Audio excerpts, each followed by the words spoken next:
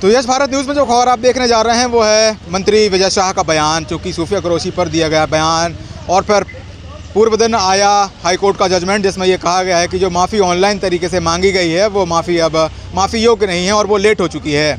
अब देखना समझना ये है कि जिस तरह से कांग्रेस प्रदर्शन करते हुए भाजपा कार्यालय की ओर कूच कर रही है उसमें क्या कुछ होता है। यहाँ पर हालांकि पुलिस बल तैनात है और काफ़ी संख्या में कांग्रेस के कार्यकर्ता प्रदर्शन करते हुए आगे बढ़ रहे हैं। तो प्रदर्शन को लेकर क्या कहेंगे सर, क्या कुछ? प्रदर्शन को लेकर के ये है कि जो बेशरम मंत्री जो 1 साल से घूम रहा था, आज उससे अमित शर्मा जी के नेतृत्व में उसको केरवा डैम के जंगलों से गिरफ्तार किया गया।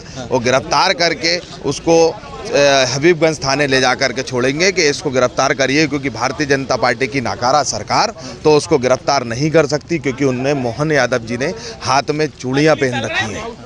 तो मंत्री जी के बयान और जो जिस तरह से हाईकोर्ट का जजमेंट आया है उसको लेकर क्या कहना है? भाजपा सरकार तो कुछ उसको करेगी नहीं, इसलिए हमने उनको गिरफ्तार करके हबीबगंज थाने ले जाने का काम कर रहे हैं, क्योंकि भाजपा सरकार इनको दोषी बताने में असमर्थ है। तो सर कैसे ये चलेगा? आप कहाँ तक जा रहे हैं प्रदर्शन करते हुए? प्रदर्शन करते हुए भाजपा कार्यालय इनको छोड़ेंगे, भाजपा कार्यालय के बाद भाजपा कार्यालय के सामने से निकालते हुए इनको हबीबगंज थाने लेकर के जाएंगे। निरंतर महिलाओं पर होती है बयानबाजी, किस तरीके से समाज के सामने आ रही है और जिस तरह से महिलाओं का अपमान हो रहा है। आज फिर कांग्रेस एक बार मैदान में है और भाजपा कार्यालय की तरफ कूच कर रही है। तो जानने का प्रयास करते हैं कि जिस तरह से हाईकोर्ट का जजमेंट आया है उसको लेकर के क्या कहना है सर? इसको ले जा रहे हैं थाने, सुप्रीम कोर्ट का आदेश है, लेकिन उसके बाद भी इसको गिरफ्तार नहीं करा गया। सरेआम जो है हमारी वीर सेना के खिलाफ टिप्पणी दे रहा है और ये केरवा डैम के जंगलों से इसको पकड़ा है, इसको ले जाकर थाने में बंद कर रहे हैं। सुप्रीम कोर्ट का जजमेंट आया है उसको लेकर क्या? सुप्रीम कोर्ट के आदेश के बाद ही हम लोग ये कार्रवाई कर रहे हैं। के लिए ऐसी टिप्पणियां करता है और बीजेपी सरकार जो है ये गुंडागर्दी वाली सरकार है। ये लोग कभी महिलाओं की इज्जत नहीं करते। जिस तरीके से ये भाग रहे थे, कल जो कोर्ट के आदेश आए उसके बाद हमने इनको जंगल से पकड़ा है, इनको पकड़ के हमने इनको जेल में डाला है, क्योंकि बीजेपी सरकार तो पकड़ नहीं सकती, क्योंकि उनके नेता है तो वो लोग ढाकते हैं। तो हम लोग ने आज हमारे जो वरिष्ठ लोग हैं सबने जंगल से पकड़ के लाके इसको जेल में डाला है।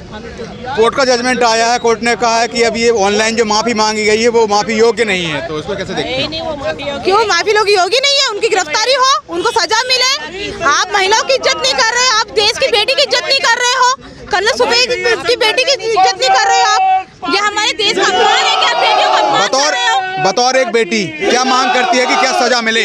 बिल्कुल, जिनको जेल, ऐसे लोगों को तो फांसी की सजा होना चाहिए। फांसी के माफी के लायक ही नहीं है ये लोग। मैं मांग करती हूँ कि इसको सजा, कड़ी से कड़ी सजा मिलना चाहिए और जो भी इस पद पे रह के ऐसे घिनौनी हरकतें बोलते हैं, ये शब्दों का उपयोग करते हैं, इनको दंड मिलना चाहिए। जिस तरह से हाईकोर्ट का जजमेंट आया है, जजमेंट को कैसे देखते हैं कि हाईकोर्ट ने जजमेंट दिया है?